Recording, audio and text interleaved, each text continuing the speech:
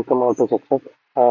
ഇന്നത്തെ മാർക്കറ്റിലെ ഒരു ഇമ്പോർട്ടൻ്റ് ആയിട്ടുള്ള ഒരു ഇത് ഞാൻ വീഡിയോ എടുത്ത് വെച്ചിട്ടുണ്ടായിരുന്നു. ആക്ച്വലി 9:14 ആയപ്പോഴേക്കും ഞാൻ ഇന്നത്തെ ഒരു 59,500 പുട്ട് വാങ്ങിച്ചിട്ടുണ്ടായിരുന്നു. അതിപ്പം ഏകദേശം -187 മാർക്കറ്റ് ഓപ്പൺ ആകുമ്പോൾ വലിയൊരു ഗ്യാപ്പ് അപ്പിലാണ് ഓപ്പൺ ആകാൻ പോകുന്നത്.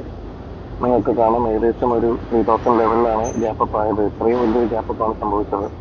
ഏകദേശം ഒരു 85 പോയിന്റ്സിന് മുകളിൽ തന്നെ ഞാൻ മാർക്കറ്റ് ഗ്യാപ്പ് അപ്പ് ചെയ്തിട്ടുണ്ടായിരുന്നു.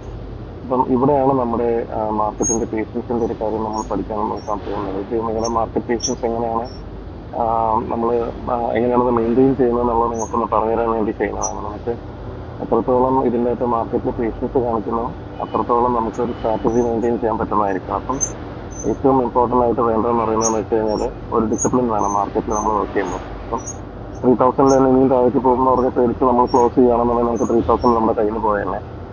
ഈ 3000 എങ്ങനെയാണ് നമുക്ക് ലോസിലേക്ക് പോവാതെ പ്രോഫിറ്റിലേക്ക് ആക്കാൻ പറ്റുക എന്നുള്ളതിൻ്റെ ഒരു പ്രൈം എക്സാമ്പിളാണ് കാണിക്കുന്നത്. റെസിസ്റ്റൻസ് ഞാൻ ആദ്യം ഇവിടെ നോക്കി. റെസിസ്റ്റൻസ് ഈ ഒരു പോർഷനിൽ നിന്ന് താഴേക്കാണ് വീണ്ടും പോകുന്നത്. അപ്പം അതിൻ്റെ അർത്ഥം എനിക്ക് ഇതിൻ്റെ മേളിലേക്ക് പോയാൽ മാത്രമേ എനിക്ക് കൂടുതൽ റെസിസ്റ്റൻസ് ഉണ്ടാവുള്ളൂ.